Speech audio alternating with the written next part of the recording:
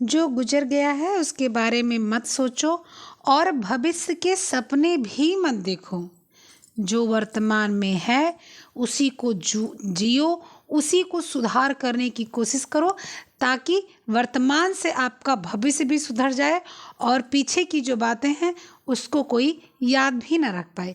Hello hi, सफलता with Aparna में आपका स्वागत है। कैसे हैं आप लोग बताइए। उम्मीद करती हूँ सब लोग स्वस्थ होंगे, अच्छे होंगे और अपना ख्याल रख रहे होंगे, साथ ही साथ पढ़ाई भी कर रहे होंगे जो कि बहुत आवश्यक है। आज हम लोग यूथ प्रैक्टिस सेट 51 करेंगे। 50 हम लोग कर चुके हैं, तो 51 यूथ प्रैक्टिस सेट का हम लोग का श्रृंखला चलेगा, जो कि ये बताना नहीं है किस चैप्टर से है क्या है। हम लोग शुरू से लेके आज तक लास्ट तक करते ही जा रहे हैं, कहीं एक भी क्वेश्चन छोड़ा नहीं गया है। तो इसलिए आपको बस कंटिन्यू देखते रहना है। ये नहीं है कि जो है आप एक छोड़ दोगे तो करने का मतलब कि आपने बीच की जो श्रृंखला है उसको मिस कर दी है। तो इसलिए अगर आपको पूरी यूथ करनी है तो आप फर्स्ट से इस आपका एक्सरसाइज से शुरू कीजिए, फर्स्ट क्लास से शुरू कीजिए, फर्स्ट पार्ट से शुरू कीजिए और आज 51 है, ऐसे ऐसे देखते चली जाइए। और आपको जो है ये भी फैसिलिटी है कि जब वो प्लेलिस्ट में पड़ा हुआ है तो आप उसको जब भी आपका मन करे आप दोबारा भी देख सकते हैं। तो मैं यही कहूँगी आपसे कि आपके साथी के लिए, आपके साथी की वजह से, आपके साथ इस सफ़र में चलने की वजह से, कि पूरी सफ़र की इस यूथ की यात्रा को हमारे साथ पूरा कीजिए। और इसके बाद में जो है जब ये यात्रा कंप्लीट हो जाए और एग्ज़ाम ना हुआ रहे तो दोबारा से इस जो है यात्रा को पुनः प्रारंभ कर दीजिए। चलिए फिर शुरू करते हैं। श्री गणेश का नाम लेकर श्री गणेश करते हैं। आइए, क्वेश्चन नंबर, कल हम लोग का लास्ट कौन सा था? कल हम लोग का लास्ट क्वेश्चन था 190 क्वेश्चन था, जो कि लास्ट का क्वेश्चन क्या था? निम्नलिखित में से कौन सी हाथ छपाई तकनीकी नहीं है?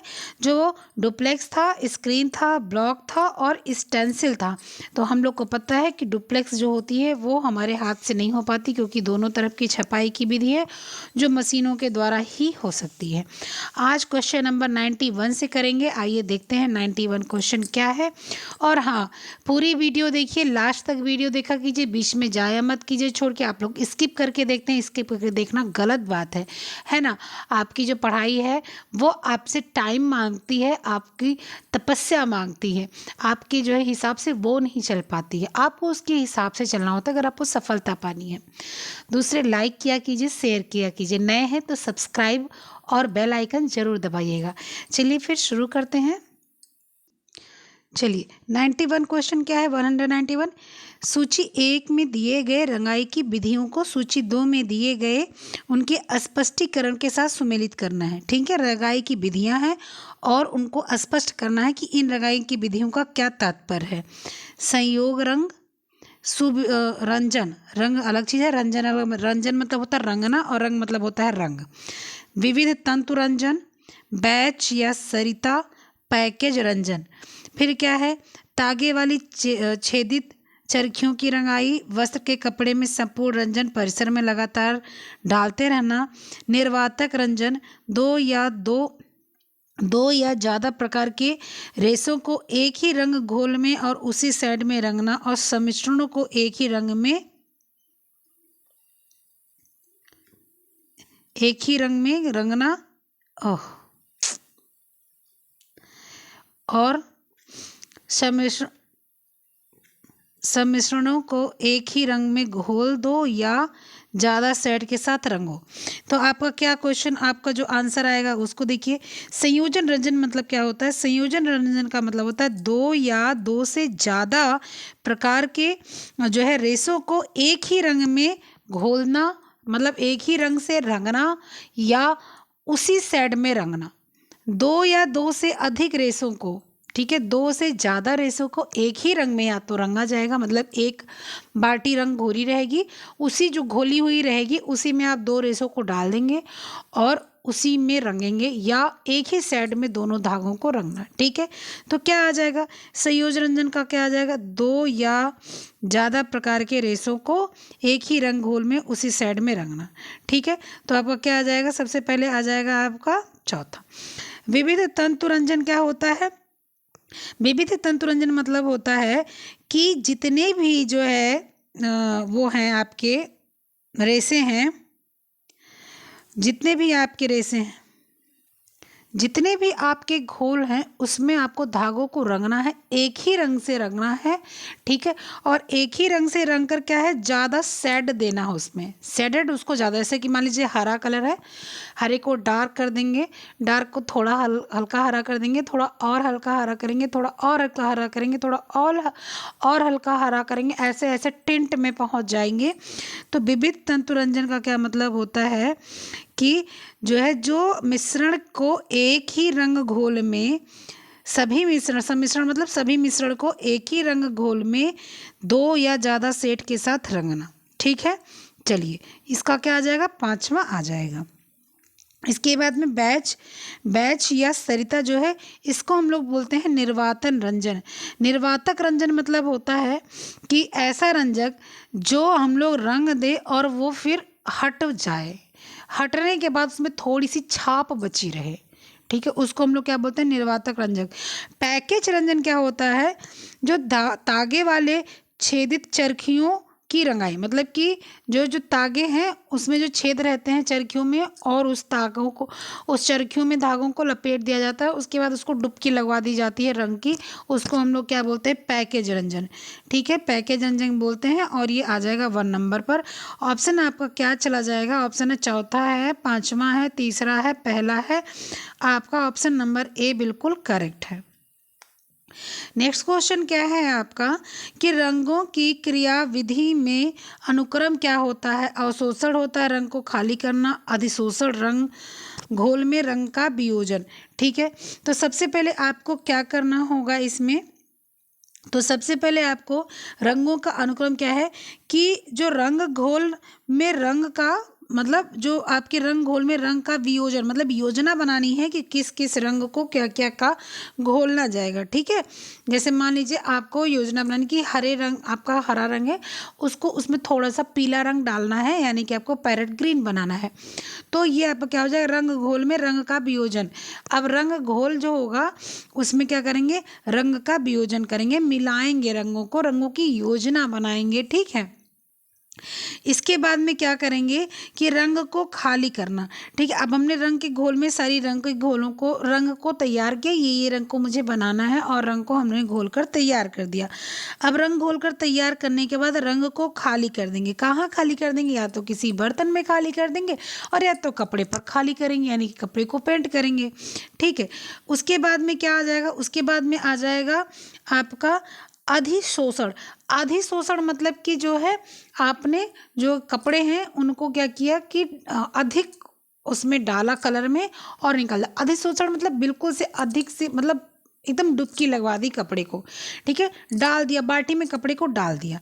और इसके बाद में क्या है, अवशोषण। अब आपने बाल्टी में कपड़े को डाल दिया, अब आपका कपड़ा जो होगा ना वो शोषित करेगा, वो क्या करेगा, वो अवशोषित करेगा, ठीक है।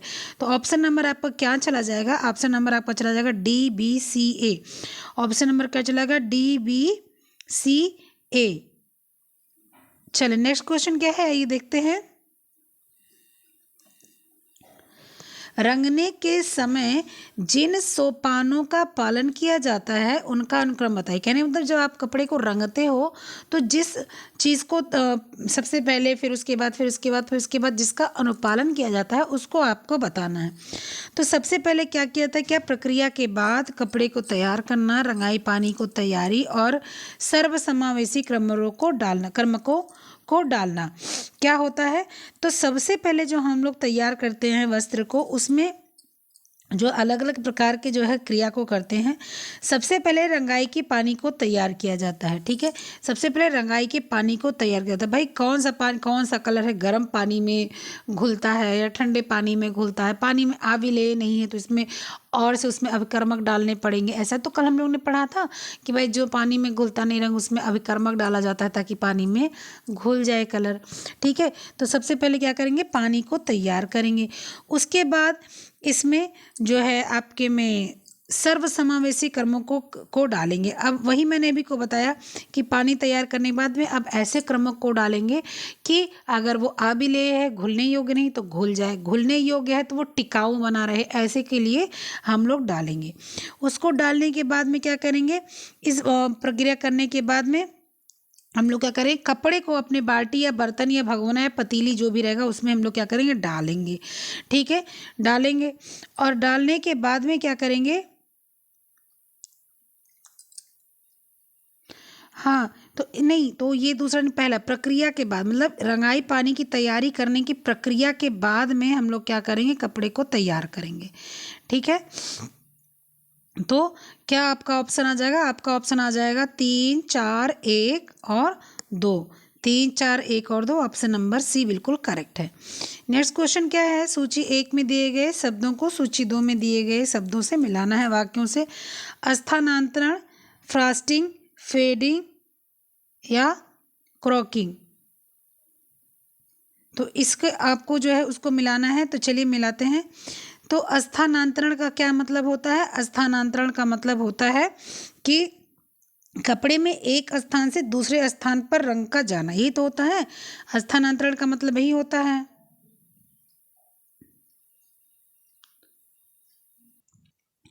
फिर फ्रॉस्टिंग क्या होता है, तो फ्रॉस्टिंग का मतलब होता है कि स्थानीयकृत घर्षण रगड़ के से रंग में बदलाव। ठीक है, फ्रॉस्ट का मतलब ही होता है क्या, कि रगड़ हो अगर, ठीक है, मतलब जैसे किसी कपड़े पर घर्षण पर रगड़ पड़े तो वहाँ के रंग क्या हो जाए, फेड हो जाए।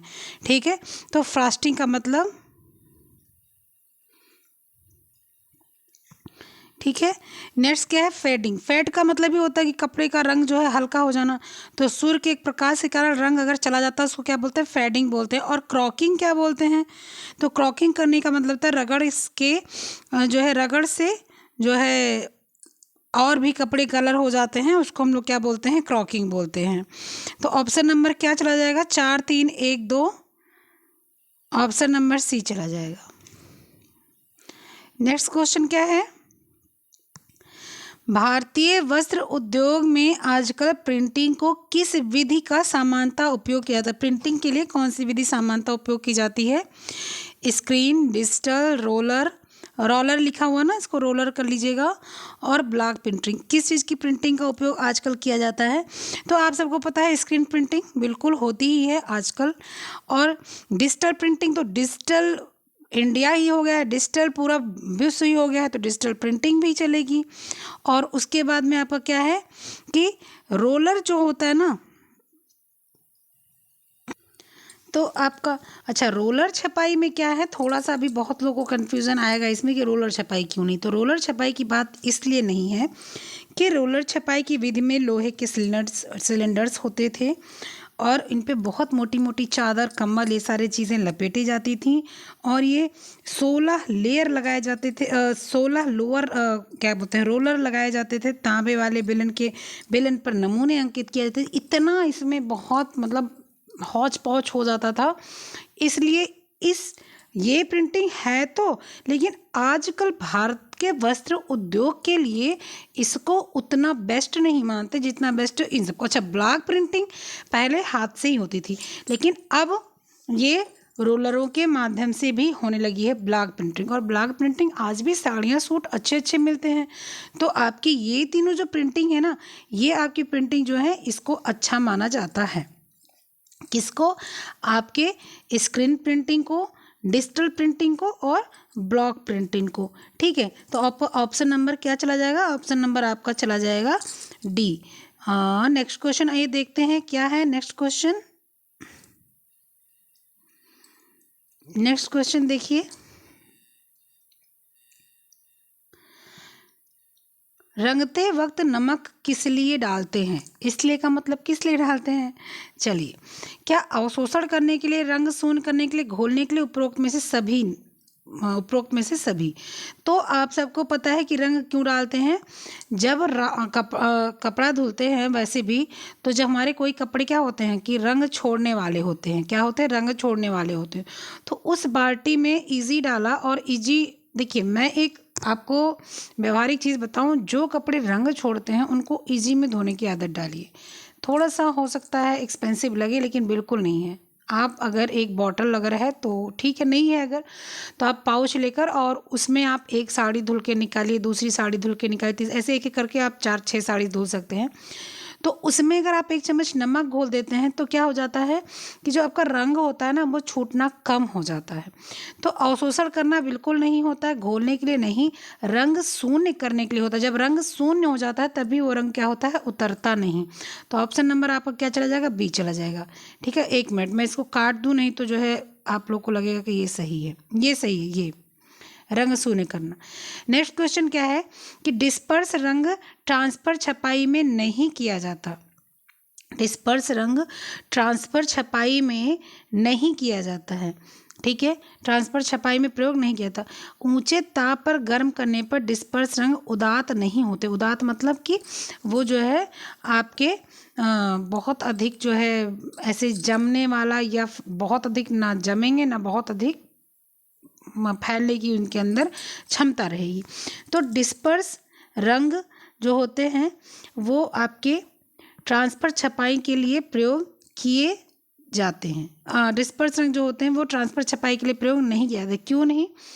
क्योंकि डिस्पर्स रंग जो होता है वो ऐसा रंग होता है कि आपने यहाँ पर डाला और वो रंग आप पे क्या हुए, फैल गए। ठीक है, तो ये ट्रांसफ़र छपाई के लिए नहीं है।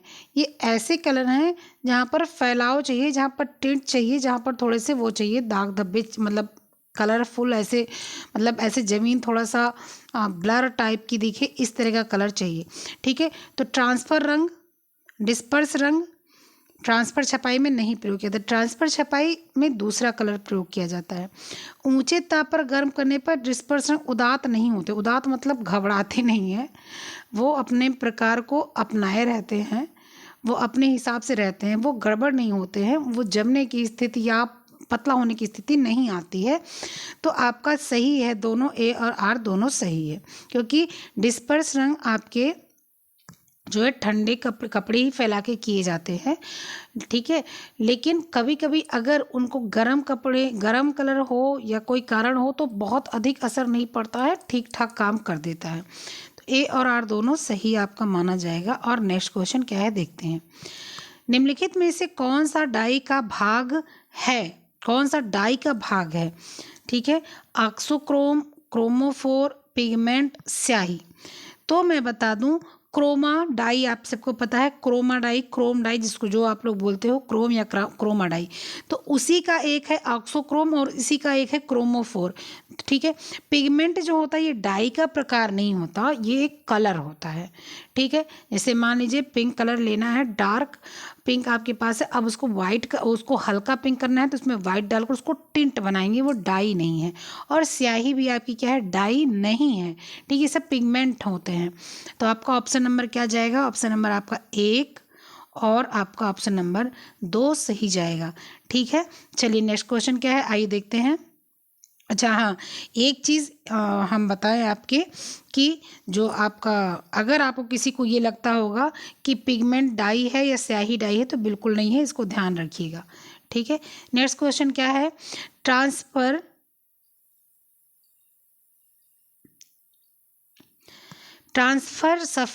छपाई डिस्पर्स डाई से, 1 मिनट इसको थोड़ा सा क्लियर करो।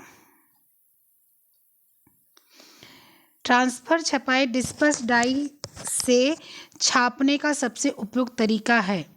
ठीक है, क्या पूछ रहे हैं, ट्रांसफर छपाई डिस्पर्स डाई छपाने का सबसे उपयुक्त तरीका है। ये क्वेश्चन आप थोड़ा सही कीजिएगा, ये क्वेश्चन मुझे गलत हो गया है ये, क्योंकि यूथ में गलत दिया हुआ है भाई, इसको सही कीजिए। जो आपकी डिस्पर्स डाई है ना, जो आपकी डिस्पर्स रंग ट्रांसफ़र छपाई में नहीं प्रयोग किए जाते, ये गलत है। डिस्पर्स रंग जो होते हैं वो ट्रांसफ़र छपाई में बिल्कुल प्रयोग किए जाते हैं। ठीक है, तो ये ए जो कथन है ये आपका गलत है। ठीक है, डिस्पर्स रंग ट्रांसफ़र छपाई में प्रयोग किए जाते हैं। ऊंचे ताप पर गर्म करने पर डिस्पर्स रंग उदात नहीं होते। उदात मतलब कि घबराते नहीं हैं, वो ठीक रहते हैं, अपने स्थान पे रहते हैं। ये भी सही है। तो आपका ए सही है, ए गलत है और आर सही है। ठीक है, तो कहाँ है? ए गलत है और आर सही है। ऑप्शन नंबर डी जाएगा अपना। आप यूथ प्रैक्टिस सेट का जो क्वेश्चन होगा ये वाला 97 वाला, इसको क्या करेंगे? इसको आप सही करेंगे। ठीक है, चलिए नेक्स्ट क्वेश्चन अब क्या है? यही मेरा एक मुझे अभी को लगा जब मैंने ये क्वेश्चन देखा तब। ट्रांसफर छपाई डिस्पर्स छपाई छापने का सबसे उपयुक्त तरीका है, बिल्कुल सही है।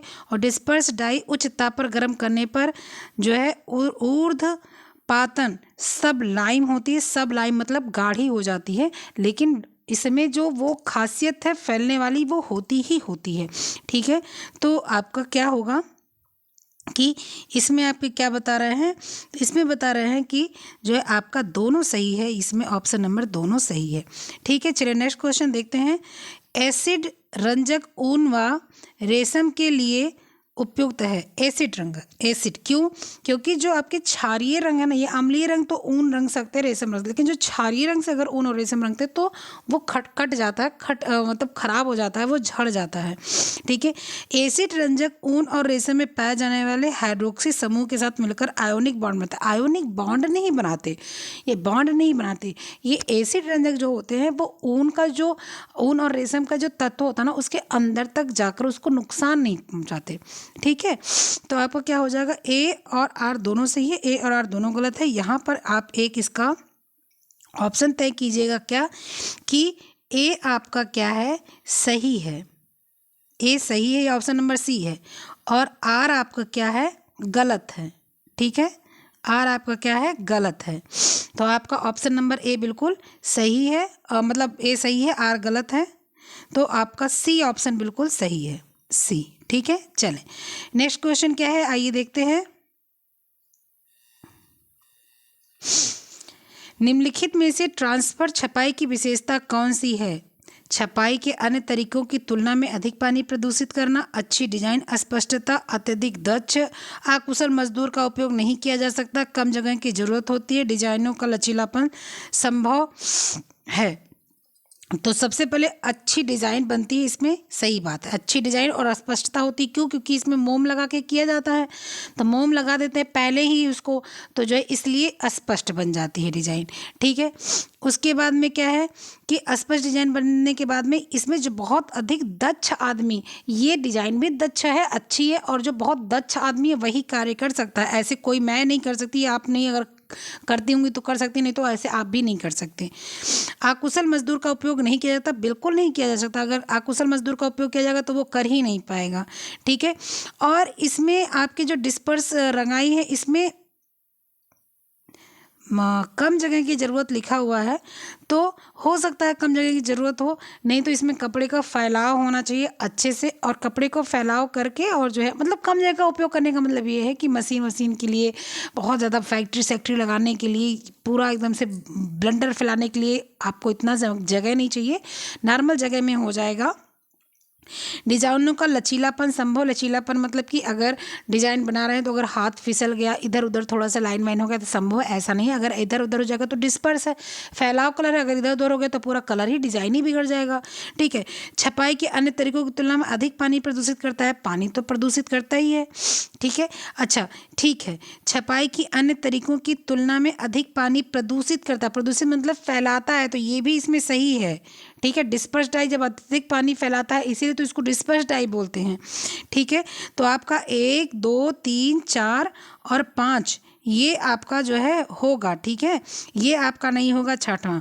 अब आइए आंसर देखते हैं, और आंसर में आप इसको मिलाएंगे क्या? 1 2 3 4 और संग में 5 भी डालिएगा। ठीक है, क्योंकि इसमें एक आपकी यूथ में नहीं दिया हुआ, लेकिन जब आप इसको पढ़ेंगे तो आपको खुद फील होगा कि यूथ होना चाहिए था। आपका ये आंसर आपका ए होना चाहिए था यूथ में। ठीक है, चलिए नेक्स्ट क्वेश्चन देख लेते हैं क्या है। नीचे 2 कथन दिए गए हैं जिनमें से एक अभिकथन है और दूसरा तर्क है। कथनों को पढ़िए और कूट को सही कीजिए। चलिए देखते हैं क्या कूट को सही करना है। अव्यवस्थित अवस्था में पॉलीमर्स वाले रेशों में बेहतर जल अवशोषक और रंजक ग्रहण क्षमता होती है। अव्यवस्थित अवस्था में पॉलीमर वाले, ठीक है।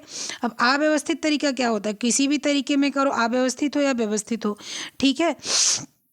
अच्छा, नेक्स्ट है अव्यवस्थित अवस्था में पॉलीमर्स क्रमहीन ढंग से नियोजित होते हैं, इससे रेशे ज़्यादा अवशोषक होते हैं। देखिए, अव्यवस्थित अवस्था में पॉलीमर्स वाले जो रंजक होते हैं, अव्यवस्थित व्यवस्था का मतलब ये हो गया कि बिल्कुल पॉलीमर्स जो हैं उनकी बात हो रही, अव्यवस्थित मतलब कुछ पॉलीमर और कुछ सेलुलोज, ठीक है। तो कुछ पॉलीमर्स और कुछ सेलुलोज रेशों में बेहतर जल अवशोषण और रंजक ग्रहण करने की क्षमता होती है, बिल्कुल सही बात है।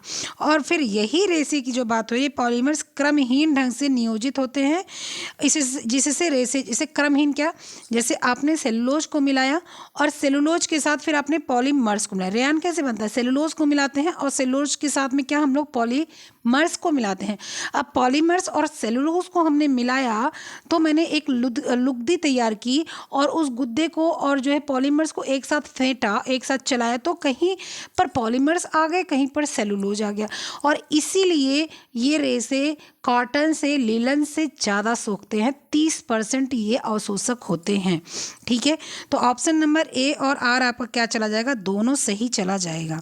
क्वेश्चन नंबर नेक्स्ट है क्या कि नीचे दिए गए कथन हैं आपके और उन कथन को पढ़ना है, उत्तर सही करना है। विभिन्न रंजकों के अनुकूल रेशे युक्त वस्त्रों को सिंगल डाई बाथ का प्रयोग करते हुए एक ठोस रंग से रंगा जाता है, ठीक है। क्या बोल रहे हैं, ध्यान से सुनिए कि विभिन्न रंजकों के अनुकूल रेशे मतलब कि ऐसे रेशे जो सारे रंगों को अपना सकता है, को सिंगल डाई बाथ का प्रयोग करते हुए, और वो सारे रंग को अपना सकता है फिर भी उसको हम लोग सिंगल डाई बाथ कराएंगे, मतलब सिंगल डाई में घोलेंगे उसको, एक ठोस रंग से रंगा जा सकता है। और वो एक ठोस रंग से रंगा जा सकता है मतलब अगर हमने सिंगल डाई बाथ कराया है तो वो ठोस रंग से रंगा जा सकता है, ठीक है। और क्या है, विभिन्न रंजकों के अनुकूल रेशे, और वो अलग अलग रेशे को अनुकूल कर सकता है। तो ठोस रंग से रंगा जा सकता है मतलब कि वो एक रेड कलर से रंगा जा सकता है, वो ब्लैक कलर से रंगा जा सकता है, वो वाइट कलर से, वाइट तो है ही वो, ठीक है, इससे रंगा जा सकता है। क्या विभिन्न रेशों के प्रकार के अनुकूल रंजकों का इस्तेमाल होगा यहाँ पर, इस्तेमाल एक ठोस रंग बनाने के लिए किया जाता है। विभिन्न रेशों के प्रकार के अनुकूल रंजकों का इस्तेमाल एक ठोस रंग बनाने के लिए किया जाता है। तो इसमें बताइए क्या सही है और आपका क्या इसमें गलत है, ठीक है। तो देखिए, विभिन्न रंगों के अनुकूल जो रेशे युक्त वस्त्र होते हैं उनको सिंगल डाई बाथ का प्रयोग करते हुए ठोस रंग से रंगा जाता है। उनको सिंगल डाई बाथ क्यों कराएंगे, जब विभिन्न रंग वो अवशोषक हैं वो, ठीक है, तो उनको सिंगल डाई बाथ नहीं करेंगे। लेकिन अगर सिंगल डाई बाथ कराएंगे तो वो अवशोषक हैं, सिंगल डाई को भी अवशोषक करते हैं, सोखते हैं, ठीक है। और एक ठोस रंग से उनको रंगा जा सकता है, एक उनको क्या कहा जाता है, ठोस रंग से रखा जाता है। तो सही बात है ये कि उनको ठोस रंग से रंगा जा सकता है। जो आपके जो है सिंगल और विभिन्न रंजकों के अनुकूल रेशे होते हैं उनको हम लोग सिंगल रंग से भी रंग सकते हैं, ठोस रंग से भी रंग सकते हैं, बिल्कुल सही है। और विभिन्न रेशों के प्रकार के अनुकूल रंजकों का इस्तेमाल करके ठोस रंग बनाने के लिए भी उपयोग किया जाता है, ये भी सही है। तो यूथ का क्वेश्चन सही कीजिएगा, ए और आर आपका जो है वो क्या है, दोनों सही है, ठीक है। अगर इस क्वेश्चन में कोई आपको कन्फ्यूज़न होगा तो बिल्कुल नीचे बताइए कमेंट बॉक्स में, मैं उसको क्लियर कर दूंगी। नेक्स्ट क्वेश्चन आपका क्या है, आइए देखते हैं। किस पत्रक के दोनों तरफ साथ साथ मुद्रण के लिए आप अपने मित्र को निम्नलिखित में से किस विधि का सुझाव देंगे, स्क्रीन डुप्लेक्स, फोटोग्राफिक अंतरण।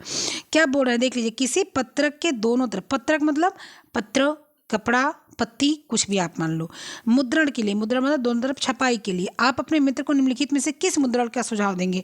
आपको अपने किसी दोस्त को बताना है कि भाई आप एक काम कीजिए, ऐसी छपाई कराइए जो इस तरफ से भी हो, इस तरफ से भी हो, चाहे कागज़ पे हो, चाहे आपके पोस्ट कार्ड पे हो, चाहे आपके कार्ड्स पे हो, शादी के कार्ड्स पे हो, बर्थडे कार्ड्स पे हो, कपड़े पर हो, किसी पर हो, तो आप किस पे, डुप्लेक्स पे कराएंगे। डुप्लेक्स क्या, दोनों तरफ की छपाई होती है।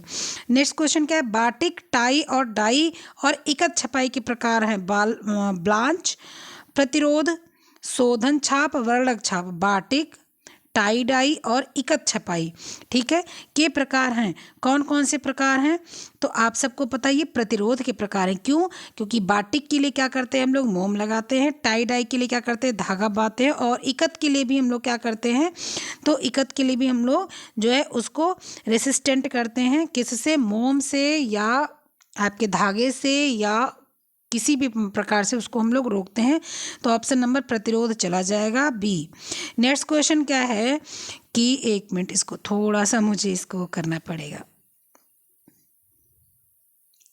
वे रंग जो बर्फ के साथ ठंडे स्थान में प्रयुक्त होते हैं, ऋणायनिक, धनायनिक, वैट रंग, एजो रंग। कौन से रंग ऐसे होते हैं? तो आपके जो तो इसमें जो आपका एजो कलर है, एजो कलर, ये रंग बर्फ के साथ ठंडे स्थान में प्रयोग किए जाते हैं। कौन से? Azo colour. ठीक है, ऋणायिक मतलब क्या होता है कि इसका जो है आप गरम पे ही करेंगे। अगर इसको आप ठंडे पे कर देंगे तो नुकसान हो जाएगा, या ठंडे पे करेंगे गरम पे कर देंगे तो नुकसान हो जाएगा। धनायक मतलब कि आप किसी भी तरह से कर सकते हैं, कोई परेशानी नहीं है। ठीक है, और वैट कलर क्या होते हैं? ये टिकाऊ होते हैं और ये रंग पानी में आघुलनशील होते हैं। ठीक है, और एजो जो कलर होते हैं इनको ठंडे रंग को बर्फ के साथ ठंडे स्थान पर प्रयोग किया जा सकता है। वर्णकों को क्या कहते हैं? रंगबंधक, रंग, स्याही, उपयुक्त में से कोई नहीं। वर्णक को क्या बोलते हैं ये बताना है। तो आपके वर्णक को हम लोग क्या बोलते हैं? अभी को मैंने बताया कि जो आपके टिंट होते हैं उसको वर्णक बोलते हैं। और वो क्या होता है? स्याही होता है, यानी कि आपका नील हो सकता है वो, और उसको हम लोग क्या करते हैं? एक वर्णक के रूप में ही उपयोग करते हैं सफ़ेद कपड़ों पर। ठीक है, रंग बंधक तो हो गया आपके सल्फर वगैरह जो डालकर उसको तैयार करते हैं, रंग तो रंग हो ही गया, तो आपका स्याही हो जाएगा ये, और ये नहीं होगा। ठीक है, नेक्स्ट क्वेश्चन क्या है? हल्के मान बनाने के लिए रंग में सफ़ेद रंग मिलाना। हल्के मान मतलब कि टिंट बनाने के लिए, हल्के मान बनाने के लिए सफ़ेद रंग में कौन सा रंग मिलाया जाता है? मान विरोधाभास, मान छाया। ठीक है, या आपका क्या है? और आपका एक है टिंट, यही मैं लिख देती हूँ। ठीक है, एक टिंट है और एक क्या है? छाया है। एक टिंट है और एक छाया है। तो बताइए क्या है? तो आप सबको अभी तक पता चल गया हो कि हल्के मान बनाने के लिए रंग में सफ़ेद रंग मिलाया जाता है, उसको क्या बोलते हैं? टिंट बोलते हैं। क्या बोलते हैं उसको हम लोग? टिंट बोलते हैं। ठीक है, चलिए क्या बोलते हैं? टिंट बोलते हैं। मैं लिख दूँ यहाँ पर, क्या बोलते हैं? टिंट। टिंट इसका क्या होगा? आंसर सही होगा किसका? 208 का। 208 का आंसर क्या है? टिंट। नेक्स्ट क्वेश्चन क्या है ये देखते हैं। दिए गए सूची 1 में से सूची 2 को मिलाना है। मेटामोरिज्म, फ्रॉस्टिंग, सैडिंग, बर। कपड़े के टुकड़ों के रंग को उद्देश्य रहित भिन्नता, एक ही रंग के विभिन्न लाइट स्रोत में विभिन्न लगाना, कपड़े की चौड़ाई में विभिन्न रंग लगाना, विभिन्न रंग की पट्टी लगाना, पहनावे के दौरान एक ही जगह रगड़ने के कारण रंग में बदलाव, रासायनिक नुकसान के कारण कपड़े में कमज़ोर हिस्से।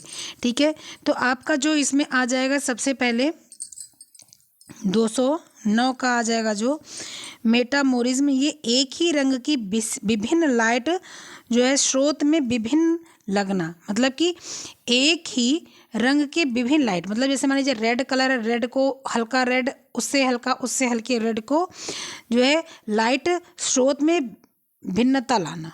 ठीक है, भिन्नता लाना, जैसे उसी में शेडेड को अपनाना। फ्रॉस्टिंग क्या है?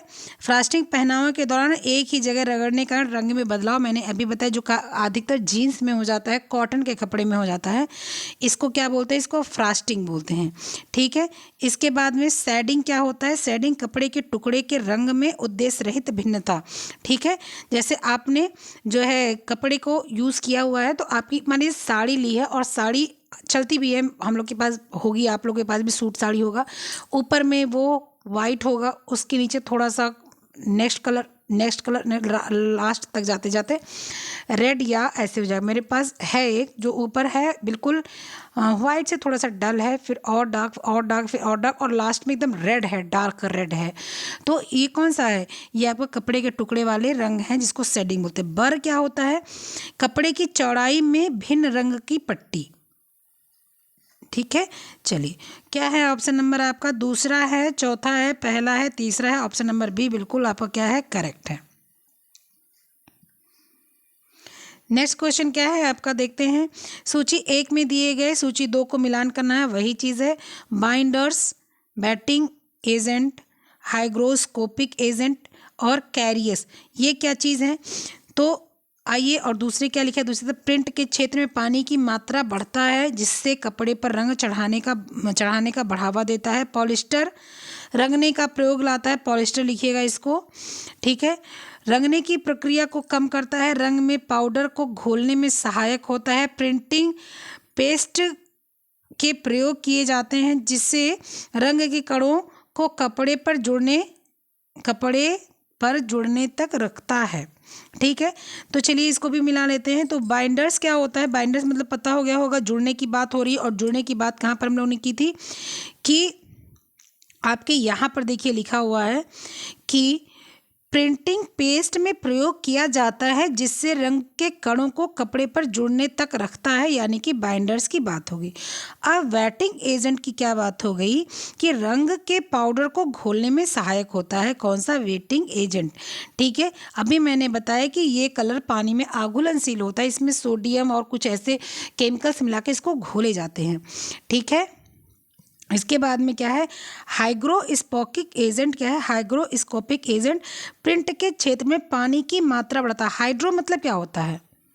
हाइड्रो मतलब ही पानी वाली चीज़ें जो सोखने वाली होती हैं। हाइड्रोनिक एसिड, क्लोराइड, ठीक है। H2O आपके जो है वाटर का हाइड्रोजन एंड ऑक्सीजन, ठीक है। तो हाइड्रो का मतलब क्या हो गया कि वो जो है आपके पानी की मात्रा बढ़ाता है जिससे कपड़े पर रंग चढ़ाना अच्छा होता है, सुविधाजनक होता है। और कैरियस क्या होता है? पॉलिस्टर रंगने में मदद करता है। कौन सा? कैरियस आपका। तो आपका ऑप्शन क्या चला जाएगा? 5 4 1 2। आपका ऑप्शन चला जाएगा क्या? 5 4 1 2। 5 4 1 और 2, ठीक है। और ये आपका ऑप्शन कौन सा सही है? तो आपका ऑप्शन इसमें सी सही है। इसको आप मारिएगा करेक्ट और बढ़िएगा आगे। चलिए नेक्स्ट क्वेश्चन क्या है कि क्रॉस रंगाई से रंग बिरंगे कपड़े उत्पन्न हो जाते हैं। एक कपड़े में 2 या अधिक प्रकार के तंतु विभिन्न रंग के रंग अपनाए जाते हैं। क्रॉस रंगाई की बात हो रही है। तो क्रॉस रंगाई सही बात है कि रंग बिरंगे कपड़े तैयार हो जाते हैं। जैसे मान लीजिए आपने वाइट ग्रे गुड्स लिया, उसको साफ ऑफ कर दिया, ब्लीच व्लीच कर दिया, अब उसमें क्रॉस रंगाई कर रहे हैं। कहीं रेड, कहीं पिंक, कहीं जो है पिंक के साथ येलो डाल दिया, येलो के साथ कहीं में हल्का सा ग्रीन डाल दिया, ऐसे करके तो हो गया। अब एक ही कपड़े 2 या अधिक प्रकार के तंतु के विभिन्न रंगों को अपनाते हैं, बिल्कुल सही बात है। तो आपका क्या हो जाएगा? ए और आर दोनों क्या है? सही है। नेक्स्ट क्वेश्चन क्या है आपका कि रंगाई के वक्त झाग हमेशा वांछनीय नहीं होता। रंगाई के समय अगर झाग होता है तो हमेशा वो सही ही नहीं होता है, ठीक है। अच्छा, इससे रंगाई समतल होती है, अधिक झाग के कारण रंग का घोल उफनता है और रंग का नुकसान होता है। देखिए कई जगह देखिए हम लोग देखते हैं कि रंगाई की जाए या कोई भी चीज़, आपके नील है, नील को आपने खूब झाग दिया और उसके आप जाकर ट्राई कीजिएगा इसको। नील को खूब झाग दिया, हल्का सा उसमें वो डाल दिया, कंफर्ट वगैरह डाल देंगे तो झाग हो जाएगा। हल्का सा 1-2 बूंद आप जो है वो डाल दीजिएगा, सर्फ एक्सल मशीन वाश वाला, तो उसको झल दीजिएगा, ठीक है। और इसके बाद में ऊपर से दोबारा जब वो झाग उठेगा तो उसमें आप 1 बूंद उजाला डाल दीजिएगा, ठीक है। और इसके बाद अपने कोई पुराना वाइट कपड़ा, रुमाल कुछ भी ले लीजिएगा और उसको उसी पानी में डालिएगा, ठीक है, उसी झाग के ऊपर। और इसके बाद उसको पानी में मत डुबाइएगा, झाग के ऊपर डालिएगा और झाग के ऊपर उठाने के बाद, झाग पर डालने के बाद उठाइएगा तो वो कपड़ा जो होगा ना, वो कहीं पर जो नील आपने ऊपर डाला था वही कपड़े पर चिपक जाएगा, तो वो क्या हो जाएगा? चितकबरा हो जाएगा, ठीक है। तो यही कह रहा है कि रंगाई के वक्त झाग हमेशा वांछनीय अच्छा नहीं होता, बिल्कुल सही है। और ये असमतल हो जाता है और अधिक झाग होने के कारण रंग बाहर बह जाता है और रंगाई भी अच्छी नहीं हो पाती है। तो ए और आर क्या है? दोनों सही है। नेक्स्ट क्वेश्चन क्या है? रंगाई और छपाई में पर्यावरण, 1 मिनट में इसको थोड़ा सा हटाऊंगी। पर्यावरण अनुकूल नवीन तरीकों में है क्या? डिजिटल छपाई, बिना पानी का प्रयोग किए जो रंगाई है, प्लाज्मा प्रौद्योगिकी है और प्लेट बेड स्क्रीन छपाई है। क्या है आपको बताना है। तो आपका डिजिटल छपाई है, जो आपके पानी को प्रयोग नहीं होता तो पर्यावरण को नुकसान नहीं होता, बिना पानी के वाला भी होता है, प्लाज्मा प्रौद्योगिकी भी होता है। तो ये आपके क्या होते हैं, ये सारे जो है क्या होता है, ये पानी को उपयोग नहीं करता। तो 1 2 3 आपका आंसर सही होगा। और आपका एक मिनट में यहाँ लिख देती हूँ, 1 2 और 3 ये आपका आंसर है। और आंसर नंबर आपका क्या है, आपका आंसर नंबर आपके यूथ में सी है, और इसको करेक्ट मारिए। नेक्स्ट क्वेश्चन आइए देखते हैं क्या है।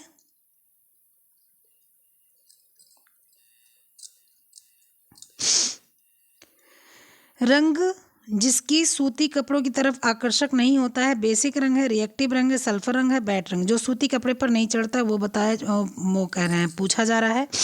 तो आपका जो बेसिक रंग है, ठीक है, जो बेसिक रंग है जो आपका, वो किस पर चढ़ता किस पर नहीं चढ़ता। तो बेसिक रंग आपका वो, तो बेसिक कलर जो आपका है ये कॉटन पर, रुई पर नहीं चढ़ता। सल्फर बिल्कुल अच्छा होता है, रिएक्टिव अच्छा होता है, वेट अच्छा होता है, लेकिन बेसिक कलर अच्छा नहीं होता है। नेक्स्ट क्वेश्चन है, छपाई का सही क्रम क्या है। सुखाना, रंगाई पदार्थ में को जोड़ना, धोना, प्रिंटिंग पेस्ट की तैयारी, कपड़े की तैयारी, कपड़े की छपाई। तो सबसे पहले क्या करेंगे हम लोग, सबसे पहले करेंगे कपड़े की तैयारी। किस कपड़े पर करना है, कपड़े की तैयारी करने के बाद प्रिंटिंग पेस्ट की तैयारी करेंगे। प्रिंटिंग पेस्ट की तैयारी करने के बाद कपड़े की छपाई करेंगे। कपड़े की छपाई करने के बाद में सुखाएंगे कपड़े को, और सुखाने के बाद में रंगाई पदार्थ को जड़ना। जड़ना मतलब कि जो रंगाई पदार्थ है उसको उस पर जो है छोड़कर सूखा, मतलब छोड़ देना। और लास्ट में क्या करेंगे, धो देंगे कपड़े को, ठीक है, धो देंगे, ब्लीच वगैरह कर देंगे, कपड़ा जो है ठीक हो जाएगा। तो ऑप्शन नंबर क्या चला जाएगा आपका, पहला है, शायद ए ही है, ए ही है शायद। ठीक है, चलिए, तो आज के ये क्वेश्चंस थे, फिर मिलते हैं हम लोग कल इसके आगे के क्वेश्चन करेंगे। ठीक है, तब तक के लिए पढ़ते रहिए, अपना ख्याल रखिए, बाय।